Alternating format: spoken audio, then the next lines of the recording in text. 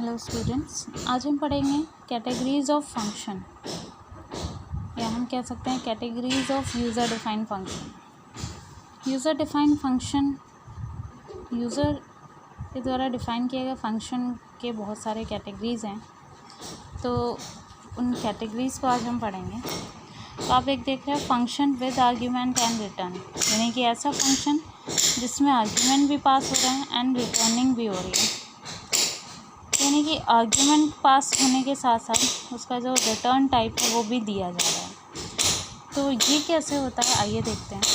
Example की बात करें तो write a program to find multiplication of two numbers using function. अगर एक हम प्रोग्राम लें मल्टीप्लिकेशन का, जिसमें दो नंबर का हमें मल्टीप्लाई करना है, तो वो function with argument and return के द्वारा कैसे होगा, आइए देखते हैं। फंक्शन विद आर्ग्यूमेंट यानी कि उसमें आर्ग्यूमेंट भी पास किए जाए और रिटर्न भी। तो ऐसा हम फंक्शन बनाएंगे जिसमें आर्ग्यूमेंट भी पास कर रहे हैं और रिटर्निंग भी। तो hash include stdio.h, hash include venue.h। हमें एक फंक्शन बनाना है मल्टीप्लाई करने के लिए, तो हमने मल नाम का एक फ़ंक्शन ले लिया और आप देख रहे हो कि यहाँ पे टू नंबर्स का मल्टीप्लिकेशन है एंड रिटर्निंग भी। तो हम कह सकते हैं रिटर्निंग है, इट मीन्स कि इसका जो रिटर्न टाइप होगा वो भी हम लेंगे। इंटीजर हमने रिटर्न टाइप दे दिया, ये रिटर्न टाइप कहलाएगा। इंटीजर हमने रिटर्न टाइप दे दिया। ब्रैकेट में टू नंबर्स का मल्टीप्लिकेशन करना है, तो हमने दो नंबर्स का डेटा टाइप शो कर दिया, दोनों इंटीजर टाइप के। ब्रैकेट सेमीकोलन, ये लाइन पूरी फंक्शन डिक्लेरेशन कहलाएगी। हमने फंक्शन को डिक्लेयर कर लिया। अब इसके बाद मेन फंक्शन के अंदर हम उस फंक्शन को कॉल करेंगे। कॉल करने के लिए हमने y नाम का एक वेरिएबल लिया, a एंड b, ये दो वेरिएबल्स की जो वैल्यूज़ हैं हम यूज़र से एंटर करा रहे हैं। मीन्स कि हम रन टाइम पे इनिशियलाइज़ कर रहे हैं वैल्यूज़ को। तो printf enter the values of a and b, user enter करेगा। scanf %d, दो वैल्यूज़ है तो दो बार %d, %a, %b and last में सेमीकोलन। और जो y वेरिएबल लिया है हमने, y में हमने मल्टीप्लिकेशन ऑफ a, b को असाइन कर दिया, यानी कि जो भी रिज़ल्ट आएगा multiplication of a and b का, वो y में असाइन हो जाएगा, सेमीकोलन। और y को हमने प्रिंट करा दिया, printf %y गेट ch। इसके बाद आप जानते हैं कि जैसे ही हम मल फंक्शन को कॉल करेंगे, मल फंक्शन को कॉल करने के बाद ये फंक्शन डेफिनेशन के बाद चला जाएगा और a और b की जो भी वैल्यू यूज़र एंटर करेगा, वो a और b की वैल्यू फंक्शन कॉल में एक्चुअल पैरामीटर्स होंगे, एक्चुअल आर्ग्यूमेंट्स होंगे, वो वैल्यू पास हो जाएगी फॉर्मल पैरामीटर्स, यानी कि यहाँ पे पास हो जाएगी, फंक्शन डेफिनेशन में पास हो जाएगी। तो आप देख रहे हो कि एक्स एंड वाई की वैल्यू, ए और बी की वैल्यू एक्स एंड वाई में पास हो गई। इसके बाद ऑपरेशन होगा इंट जेड, एक वेरिएबल लिया, जेड में हमने करा दिया एक्स इंटू वाई और रिटर्न कर दिया जेड। तो जो भी वैल्यू मिलेगी हमें z की x इंटू वाई करने पे, वो वैल्यू हम रिटर्न कर देंगे इस पूरे फंक्शन को, और उस फंक्शन की वैल्यू y को असाइन हो जाएगी और y को प्रिंट करा देंगे। तो सपोज़ a एंड b की वैल्यू अगर 2 एंड 3 रखते हैं, 2 एंड 3 इस फंक्शन को पास हो जाएगा, मल ऑफ 2 एंड 3 एक्चुअल पैरामीटर्स हैं, तो इनकी वैल्यू कॉपीड की जाएगी int x and int y में, यानी कि आप देख रहे हैं 2 मिल गया x को, 3 मिल गया y को। z इक्वल टू हो जाएगा x into y, that is 2 into 3 6 value z की आ जाएगी और z रिटर्न कर दिया जाएगा इस पूरे फंक्शन को। इस पूरे फंक्शन की वैल्यू 6 हो गई, y में 6 असाइन हो जाएगा और y की वैल्यू प्रिंट हो जाएगी। तो आप देख रहे हैं यहाँ पे कि हमने यहाँ पे कुछ आर्ग्यूमेंट भी पास किए। ऐसा फंक्शन जिसमें आर्ग्यूमेंट भी पास हो रहे हैं और उसका रिटर्न टाइप भी है, उसके थ्रू हम प्रोग्राम्स को कैसे बनाएंगे वो हमने देखा, जहाँ पे आर्ग्यूमेंट भी पास हो रहे हैं, रिटर्निंग भी हो रही है। तो ये पहला कैटेगरी होता है function with argument and return. Second is function with argument and no return. ऐसा फंक्शन जिसमें आर्ग्यूमेंट तो पास हो रहे हैं बट उसकी रिटर्निंग नहीं हो रही है। तो आइए देखते हैं वो प्रोग्राम कैसे हम बनाएंगे जिसमें आर्ग्यूमेंट तो पास हो रहे हैं बट रिटर्निंग नहीं हो रही है। तो प्रोग्राम हम उसी को बेस मान के चलेंगे। Write a program to find multiplication of two numbers using function. तो आप देख रहे हैं hash include stdio.h and conio.h, तो इंक्लूड किया ही जाएगा। तो आर्ग्यूमेंट पास किए जा रहे हैं, इट मीन्स कि हमने मल नाम का फंक्शन बनाया, आर्ग्यूमेंट इंट एंड इंट पास करते हैं बट नो रिटर्निंग, इसकी कोई रिटर्निंग नहीं है। इट मीन्स कि इसे हमें वॉइड करना पड़ेगा। अगर हम इसे वॉइड कर देते हैं तो कैसे वैल्यू को प्रिंट कराएंगे, हमारा रिटर्न टाइप क्या होगा, कैसे रिटर्निंग करेगा, आइए देखते हैं। जब हम वॉइड कर देंगे तो हम रिटर्न कैसे कराएंगे। रिटर्निंग यहाँ पे रिटर्निंग नहीं होगी क्योंकि नो रिटर्न, बट वैल्यू हमारी प्रिंट करेगी। कैसे करेगी, उसके लिए मेन फंक्शन के अंदर, ये जो लाइन पूरी फंक्शन डिक्लेरेशन हो गई। मेन फंक्शन के अंदर int a is equal to 10, b is equal to 10, ये दो वैल्यूज़ हमने कंपाइल टाइम पे ही इनिशियलाइज़ कर दी जिनका हमें मल्टीप्लिकेशन करना है। मल नाम का एक फ़ंक्शन लिया जो कि ये है, ब्रैकेट में ए बी कर दिया जो कि फ़ंक्शन कॉल के टाइम पैरामीटर्स पास किए जा रहे हैं और ये पैरामीटर्स एक्चुअल पैरामीटर्स कहलाएंगे। गेट सी एच, इसके बाद वॉइड मल ब्रैकेट में int A comma int B, curly braces के अंदर int C is equal to A into B, और यहीं पे हमने वैल्यूज़ को प्रिंट करा दिया। ठीक है, तो हम देख रहे हैं कि जो भी वैल्यूज़ पास होंगी, यहाँ पे कोई रिटर्न टाइप का हमने कुछ ऐसा लिखा नहीं है, रिटर्न स्टेटमेंट नहीं लिखा। तो हमने पहले भी बताया कि रिटर्न स्टेटमेंट आपका ऑप्शनल होता है। अगर आप नो रिटर्निंग, कोई रिटर्निंग नहीं करा रहे हो तो रिटर्न आप स्टेटमेंट ऑप्शनल है, उसे हटा दो। अगर रिटर्न करा रहे हो तो रिटर्निंग दोगे। ठीक है, तो ए और बी की जो भी वैल्यू होगी वो फंक्शन को पास होगी और ये एक्चुअल पैरामीटर से इनकी वैल्यू यहाँ पे कॉपी की जाएगी। तो जैसे ही कॉपी हो जाएगी, ए में आपका 10 आएगा, बी में 20। ये value c is equal to A into b करेगा, यानी कि 10 इंटू 20, 30 आंसर मिल जाएगा, प्रिंट कर देगा 30। तो यहाँ पे आप देख रहे हैं कि फंक्शन को वैल्यू रिटर्न नहीं करा रहे हैं, हम फंक्शन की वैल्यू प्रिंट करा रहे हैं सीधे सीधे। तो ये भी एक तरीका है कि ऐसा फंक्शन हम बनाएं जिसमें आर्ग्यूमेंट तो पास हो लेकिन रिटर्निंग नहीं हो रही। तो इस तरीके से आप प्रोग्राम बनाएंगे। अगर बात करें तीसरे कैटेगरी की, function with no argument and no return, ऐसा फंक्शन जिसमें ना आर्ग्यूमेंट पास हो रहा है ना रिटर्निंग हो रहा है एंड रिटर्न, यानी कि रिटर्निंग तो हो रही है बट आर्ग्यूमेंट नहीं पास हो रहा है। तो हम कैसे प्रोग्राम बनाएंगे, प्रोग्राम हम सेम लेके चलेंगे, function with no argument and return. Write a program to find multiplication of two numbers using function. ठीक है, इसमें hash include stdio.h, hash include conio.h। तो यहाँ पे आप देख रहे हो रिटर्निंग है, ऐसा फंक्शन जिसमें कि रिटर्निंग है बट नो आर्ग्यूमेंट है, तो हम रिटर्निंग के लिए इंट दे दिया हमने। आर्ग्यूमेंट नहीं पास हो रहा है, इट मीन्स कि ये वॉइड कर दिया हमने, ये एम्प्टी कर दिया, सेमीकोलन। तो ये लाइन आपकी फंक्शन डिक्लेरेशन कहलाएगी। लास्ट में मेन फंक्शन के बाद आपने एक इंट सी नाम का एक दिया वेरिएबल, सी में आपने मल फंक्शन को कॉल कर दिया, क्योंकि ये वॉइड है तो इसमें पैरामीटर पास नहीं हो रहा है और इसी को आपने प्रिंट करा दिया। गेट सी एच, इसके बाद जब फंक्शन डिफाइन करेंगे तो इंट मल वॉइड ही रहेगा क्योंकि पैरामीटर्स पास नहीं हो रहा है। इंट सी दिया, ए एंड बी, हमने यहाँ पे ए और बी की वैल्यू पास कराई। क्यों पास कराई? बिकॉज यहाँ पे कोई पैरामीटर हम पास नहीं करा रहे हैं, तो हमें ए और बी हम कर नहीं पाएंगे, ए और बी को।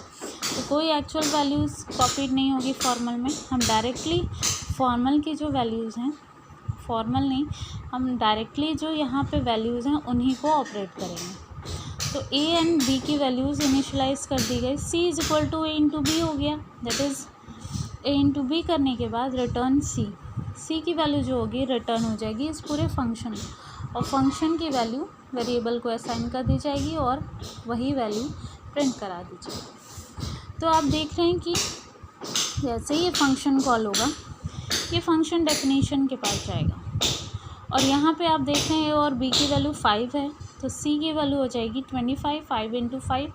सी रिटर्न सी करेगा 25 वैल्यू इस पूरे फंक्शन को रिटर्न कर देगा, और इस पूरे फंक्शन की वैल्यू सी में असाइन हो जाएगी, और जैसे ही सी में वैल्यू असाइन हो जाएगी वो प्रिंट कर देगा सी। तो यहाँ आपने देखा हमारे पास आर्ग्यूमेंट भी पास नहीं हो रहे हैं, बट रिटर्निंग है हमारी, फिर भी हम प्रोग्राम को बना ले रहे हैं। इस तरीके से भी आप प्रोग्राम को बना सकते हैं। फोर्थ कैटेगरी है function with no argument and no return. ऐसा फंक्शन जिसमें हम ना रिटर्न कर रहे हैं ना आर्ग्यूमेंट पास कर रहे हैं, तब कैसे प्रोग्राम को बनाएंगे आइए देखते हैं। प्रोग्राम सेम है, write a program to find multiplication of two numbers using function #include stdio.h #include conio.h। Function with no argument है, नो रिटर्निंग है, तो हम यहाँ पे वॉइड दे देंगे। मल नाम का फंक्शन है मल्टीप्लिकेशन के लिए, ब्रैकेट में नो आर्ग्यूमेंट पास हो रहा है तो हमने वॉइड दे दिया, सेमीकोलन। ये पूरी लाइन फंक्शन डिक्लेरेशन कहलाएगी। इसके बाद मेन फंक्शन के अंदर कर्ली ब्रेसेस में हमने कोई वेरिएबल्स नहीं लिया है, सीधे हमने मल फंक्शन को कॉल कर दिया। जैसे ही मल फंक्शन कॉल होगा गेट ch किया कर्ली ब्रेसेस, इसके बाद हमने फंक्शन डेफिनेशन दिया जिसमें वॉइड मल वॉइड किया, कर्ली ब्रेसेस में इंट ए की वैल्यू 10, बी की वैल्यू इनिशलाइज किया, बिकॉज यहाँ पे कोई आर्ग्यूमेंट पास नहीं हो रहे हैं तो हमें अलग से आर्ग्यूमेंट को देना पड़ेगा। और C is equal to A into B किया और यहीं पे प्रिंट करा दिया। तो आप देख रहे हो जैसे ये फंक्शन कॉल होगा ये इसके फंक्शन डेफिनेशन पे जाएगा, और यहाँ पे ए और बी की वैल्यूज़ दी गई हैं। सी वेरिएबल में ए इंटू बी का मल्टीप्लिकेशन असाइन हो रहा है, तो 10 इंटू 5 दैट इज़ 50 असाइन हो जाएगा सी में, और वही वैल्यू प्रिंट करा दी जाएगी। तो ये कुछ 4 टाइप्स थे, 4 कैटेगरीज कह सकते हैं यूज़र डिफाइंड फंक्शन के, 4 कैटेगरीज थे। तो इस तरीके से आप प्रोग्राम को बना सकते हैं। बात करें एक्चुअल एंड फॉर्मल पैरामीटर्स की,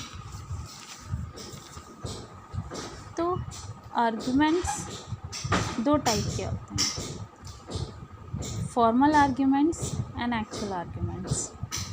फॉर्मल आर्ग्यूमेंट्स ऐसे argument a list of variables used in the function definition और function declaration is called as formal arguments. जो भी लिस्ट ऑफ आर्ग्यूमेंट्स या पैरामीटर्स या वेरिएबल्स यूज़ किए जाते हैं at the time of function declaration और फंक्शन डेफिनेशन, उन्हें कहते हैं फॉर्मल पैरामीटर्स या formal arguments. A list of variables used in function call is called as actual parameters. ऐसे फंक्शंस, ऐसे लिस्ट ऑफ पैरामीटर्स, वेरिएबल्स या आर्ग्यूमेंट्स जो कि यूज़ होते हैं at the time of function call, उन्हें कहते हैं एक्चुअल आर्ग्यूमेंट्स। दोनों में डिफरेंस क्या होता है कि हमेशा एक्चुअल आर्ग्यूमेंट्स की वैल्यू फॉर्मल में कॉपी की जाती है। फॉर्मल में कॉपी क्यों की जाती है? ताकि एक्चुअल आर्ग्यूमेंट की वैल्यूज़, हम एक्चुअल आर्ग्यूमेंट के टाइम ही वैल्यूज़ को इनिशियलाइज करते हैं, और वो इनिशियलाइज्ड वैल्यू जो होगी जब पास होगी फॉर्मल आर्ग्यूमेंट में, तभी उन पे ऑपरेशन परफॉर्म किया जाएगा। इसीलिए ऑलवेज एक्चुअल आर्ग्यूमेंट की जो वैल्यूज़ होती है फॉर्मल में कॉपी की जाती है।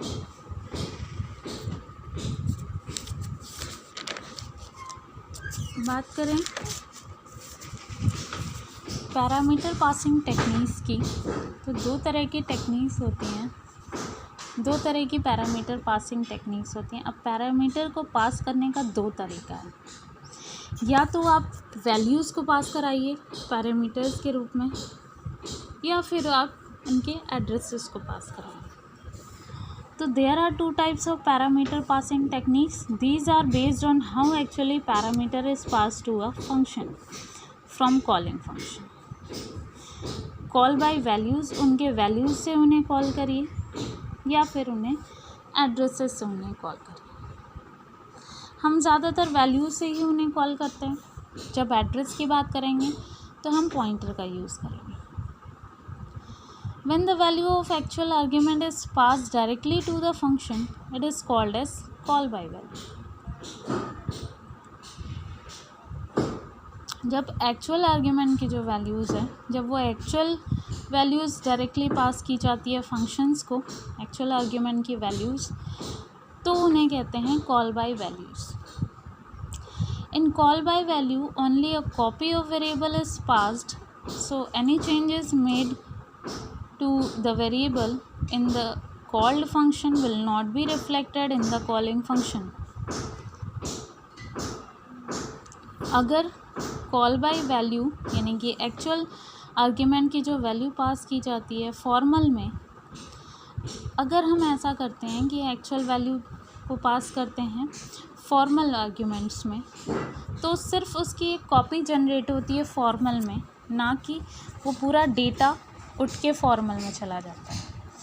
कॉपी, अगर हम कॉपी सिर्फ उसकी फॉर्मल आर्ग्यूमेंट में पास करेंगे तो जो हमारा ओरिजिनल डेटा है वो सेम एज रहेगा, एज इट इज़ रहेगा, उसमें कोई चेंजेस नहीं आएंगे। जो भी चेंजेस आएंगे फॉर्मल में आएंगे, और वो जो फॉर्मल में चेंजेस आएंगे वो चेंज रिफ्लेक्ट नहीं होगा एक्चुअल आर्ग्यूमेंट्स। ये डिफरेंस होता है कि कॉल बाय वैल्यू में एक्चुअल आर्ग्यूमेंट की जो वैल्यू होती है वो पास की जाती है फॉर्मल पैरामीटर्स या फॉर्मल आर्ग्यूमेंट्स में, और जो भी चेंजेस देखे जाते हैं फॉर्मल में ऑपरेशन परफॉर्म होने के बाद, वो चेंजेस रिफ्लेक्टेड नहीं होते हैं एक्चुअल में, बिकॉज एक्चुअल पैरामीटर्स की हमने एक कॉपी बनाई है फॉर्मल में, ना कि एक्चुअल वैल्यू को हमने पूरी तरीके से भेज दिया है फॉर्मल में। अगर एक कॉपी जनरेट हो रही है, इट मीन्स कि जो हमारी ओरिजिनल वैल्यू है वो एज इट इज़ रहेगी, उसमें कोई चेंजेस देखने को नहीं मिलेंगे। तो फॉर एग्ज़ाम्पल अगर हम बात करें, write a program to swap two numbers using call by value. अगर हम कॉल बाय वैल्यू के थ्रू दो नंबर को स्वैप कराएं तो वो प्रोग्राम कैसे होगा, आइए देखते हैं। Hash include stdio.h, hash include conio.h। हमने वॉइड टाइप का रिटर्न लिया, स्वैप नाम का एक फंक्शन बनाया जिसमें दो वेरिएबल्स ले रहे हैं जिनको हम स्वैप करेंगे, एंड सेमी कॉलन। तो ये फंक्शन डिक्लेरेशन का पार्ट हो गया। मेन फंक्शन के अंदर हमने इंट x एंड y लिया, दो वेरिएबल्स जिन्हें स्वैप करना है। यूज़र से एंटर कराएंगे इनकी values. printf enter the value of x and y, scanf %d %x %y, दो वैल्यूज़ हमने यूज़र से एंटर करा ली। इसके बाद स्वैप फंक्शन हमने कॉल किया x and y get ch curly braces. इसके बाद फंक्शन डेफिनेशन की बात करें तो void swap int a and int b curly braces. Int t एक वेरिएबल लिया extra, t is equal to a, t में a असाइन किया, a में b असाइन किया एंड b में t असाइन किया। ये तीनों जो स्टेप हैं ये कहलाते हैं स्वैपिंग। और लास्ट में प्रिंट कर दिया हमने a एंड b की वैल्यूज़ जो हमें चाहिए थी। तो आप देख रहे हैं कि जैसे ये फंक्शन कॉल होगा, x एंड y की वैल्यू यूज़र एंटर करेगा। सपोज़ 2 एंड 3 यूज़र ने एंटर किया है। 2 एंड 3 वैल्यूज़ एक्चुअल वैल्यूज़ हैं। एक्चुअल वैल्यूज़ हम कॉल बाय वैल्यू का यूज़ कर रहे हैं, तो एक्चुअल वैल्यू कॉपीड हो जाएंगी a एंड b में, सिर्फ कॉपीड होंगी, बट एक्चुअल वैल्यू हमारी चेंज नहीं होगी। एक्चुअल वैल्यू 2 एंड 3 ही रहेगी। यहाँ पे हमने चेंज कर दिया, हमने क्या किया, कॉपी कर दिया इस एक्चुअल वैल्यू को फॉर्मल में। अब एक वेरिएबल टी लिया, टी इज़ इक्वल टू ए करेंगे तो ए की वैल्यू 2 है, टी में 2 चला गया, a is equal to b, b में 3 है, 3 ए में चला गया, and b is equal to t, t की वैल्यू 2 है, 2 बी में चला गया। इट मीन्स कि ए और बी की वैल्यू 2 एंड 3 थी, बट यहाँ पे स्वैप होके ए की वैल्यू 3, बी की वैल्यू 2 हो गई। बट यहाँ पे ए एंड बी की वैल्यू 2 एंड 3 एंड 2 हो गई, बट जो एक्चुअल पैरामीटर्स हैं, अगर यहाँ पे इस लाइन के बाद अगर हम प्रिंट कराएं एक्स और वाई की वैल्यू, तो एक्स और वाई की वैल्यू हमें 2 एंड 3 ही मिलेगी, ओरिजिनल वैल्यू, उसमें कोई चेंजेस देखने को नहीं मिलेंगे, बिकॉज एक्चुअल वैल्यू कॉपी की गई है फॉर्मल में। तो जो भी चेंजेस फॉर्मल में किए जाएंगे वो एक्चुअल पैरामीटर्स में रिफ्लेक्ट नहीं होंगे। यहाँ पे एक्स और वाई की वैल्यू 2 एंड 3 ही रहेगी, यहाँ पे x and a and B की वैल्यू 3 एंड 2 हो जाएगी। तो ये था कॉल बाय वैल्यू, जिसमें कि एक्चुअल वैल्यू में कोई चेंजेस देखने को नहीं मिलता है। बात करें कॉल बाय रेफरेंस की, तो कॉल बाय रेफरेंस, जब रेफरेंस की बात आती है तो हम एड्रेस का मतलब समझते हैं, और एड्रेस की बात आती है तो हम पॉइंटर्स का यूज़ करते हैं। तो जो भी काम यहाँ होंगे वो पॉइंटर्स के थ्रू होंगे, एड्रेस लिया जाएगा। तो कॉल बाय रेफरेंस में जब भी एड्रेस पास किया जाएगा तो हमारी एक्चुअल वैल्यू रिफ्लेक्ट हो जाएगी कॉल बाय वैल्यू के। जैसे कॉल बाय वैल्यू में हमारी कॉपी रेफ़र की जाती है, कॉपी उसकी बन के जाती है, क्रिएट होती है, बट यहाँ पे एक्चुअल वैल्यू ट्रांसफ़र होगी। तो जो भी चेंजेस होंगे वो एक्चुअल वैल्यू में भी देखने को मिलेंगे, बिकॉज एड्रेस के थ्रू हम पास कर रहे हैं। तो एड्रेस जब पास होगा तो वो एक्चुअल वैल्यू हमारी पास हो जाएगी। कॉल बाय रेफरेंस की बात करें, when the address of the value is pass to a function it is called as reference, call by reference. यानी कि एड्रेस उस वैल्यू को पास नहीं कर रहे हैं, उसके एड्रेस को पास कर रहे हैं, और जब भी एड्रेस को पास करेंगे तो हमारी एक्चुअल वैल्यू रेफ़र की जाएगी, ना कि उसकी कॉपी रेफ़र की जाएगी। जो भी चेंजेस किए जाएंगे वो एक्चुअल वैल्यू में किए जाएंगे। In call by reference, since the address of value is passed, any changes made to the variable will be reflected to the calling function। तो आपने देखा कि कॉल बाय वैल्यू में जो भी चेंजेस फॉर्मल में देखे जाते थे वो चेंजेस एक्चुअल में रिफ्लेक्ट नहीं होते थे, बिकॉज एक्चुअल की कॉपी हमने फॉर्मल को दी है, ना कि एक्चुअल वैल्यू उठा के दे दी है। बट जब भी रेफरेंस की बात करेंगे तो हम एक्चुअल एड्रेस पास कर रहे हैं, और जब भी एड्रेस पास करेंगे फॉर्मल को तो हमारी एक्चुअल कॉपी चली जाएगी फॉर्मल के पास, और फॉर्मल में जो भी चेंजेस उसमें ऑपरेशंस परफॉर्म किए जाएंगे वो चेंजेस हमें एक्चुअल में भी देखने को मिलेंगे। जैसे अगर एक प्रोग्राम की बात करें तो वही स्वैपिंग के प्रोग्राम की बात करें, अगर स्वैपिंग को कॉल बाय रेफरेंस के थ्रू करें तो write a program to swap 2 numbers using call by reference। इसमें hash include conio.h and stdio.h, ये लाइन आप इंक्लूड करोगे ही। void रिटर्न टाइप हमने void लिया है, swap नाम का ये फंक्शन है ब्रैकेट में। अब अगर एड्रेस की बात करें तो हमें पॉइंटर्स को लेना पड़ेगा as an integer value, pointers को पॉइंट करना पड़ेगा। तो इंटीजर पॉइंटर, ये दोनों वैल्यूज़ जो हमने रेफ़र की है इंटीजर टाइप की, ये पॉइंटर टाइप के वेरिएबल्स ये शो कर रहा है ये लाइन, और ये पूरी लाइन फंक्शन डिक्लेरेशन का काम करेगी। मेन फंक्शन के बाद जब प्रोग्राम के पास आएंगे तो एक्स वाई 2 वेरिएबल्स हमने लिया। printf enter the value of x and y, user से हम एंटर कराएंगे एक्स एंड वाई की वैल्यूज़, स्कैनफ करा लेंगे तो 2 वैल्यूज़ के लिए %d 2 बार एंड %x एंड %y, और फंक्शन को कॉल करेंगे तो स्वैप ऑफ एड्रेस। अब फंक्शन को जब हम कॉल करेंगे तो उनके वैल्यू के अकॉर्डिंग नहीं, उनके एड्रेस के अकॉर्डिंग, उनके रेफरेंस के अकॉर्डिंग उन्हें कॉल कर रहे हैं। इसीलिए यहाँ पे लिखा हुआ है address of x and address comma address of y semicolon get c and printf %d 2 बार एक्स वाई, हम यहाँ पे भी वैल्यूज़ प्रिंट करा रहे हैं गेट सी एच, ठीक है। वॉइड स्वैप इंट पॉइंटर ए इंट पॉइंटर बी, दो वेरिएबल्स हमने पॉइंटर टाइप के ले लिए। अब स्वैपिंग कराना है तो उसके लिए हमने टी नाम का एक वेरिएबल लिया, t is equal to pointer a is equal to pointer b is equal to t, curly braces. अब जैसे ही प्रिंट ये यूज़र एक्स और वाई की वैल्यू सपोज 2 and 3 देगा, तो ये 2 and 3 पास हो जाएंगे एक्स एंड वाई को, यानी कि इसका एड्रेस होगा कुछ। अब स्वैप फंक्शन जैसे ही कॉल होगा, ये वैल्यूज़ जो इनकी एक्चुअल वैल्यूज़ हैं वो, यानी कि उसका एड्रेस पास होगा पॉइंटर ए पॉइंटर बी में, जो भी एक्चुअल वैल्यूज़ होंगी 2 and 3 उसका एड्रेस पास होगा pointer a and pointer b. उसके बाद टी वेरिएबल, टी में पॉइंटर ए की वैल्यू असाइन की जाएगी जो कि एक्चुअल वैल्यू होगी, जो भी एड्रेस था एक्स वाई का उसकी एक्चुअल वैल्यूज़।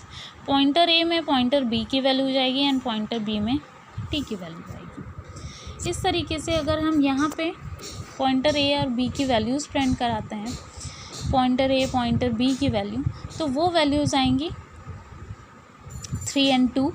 एंड यहाँ पे भी जो वैल्यूज़ हम प्रिंट करा रहे हैं एड्रेस ऑफ एक्स वाई के बाद printf x and y, इनकी भी वैल्यूज़ आएंगी 3 and 2, बिकॉज जो भी चेंजेस आपने ये एड्रेस पास किया पॉइंटर्स को, ठीक है, फॉर्मल में, एक्चुअल की वैल्यू फॉर्मल में, तो उससे क्या होगा, एड्रेस पास करने से उसकी एक्चुअल वैल्यू चली जाएगी फॉर्मल के इसके पास, और एक्चुअल वैल्यू में जो भी चेंजेस होंगे वो रिफ्लेक्ट हो जाएंगे मेन वाले इस वाले एक्स एंड वाई वैल्यू में, और जो भी चेंजेस होंगे वो देखने को मिलेंगी इस एक्स एंड वाई में।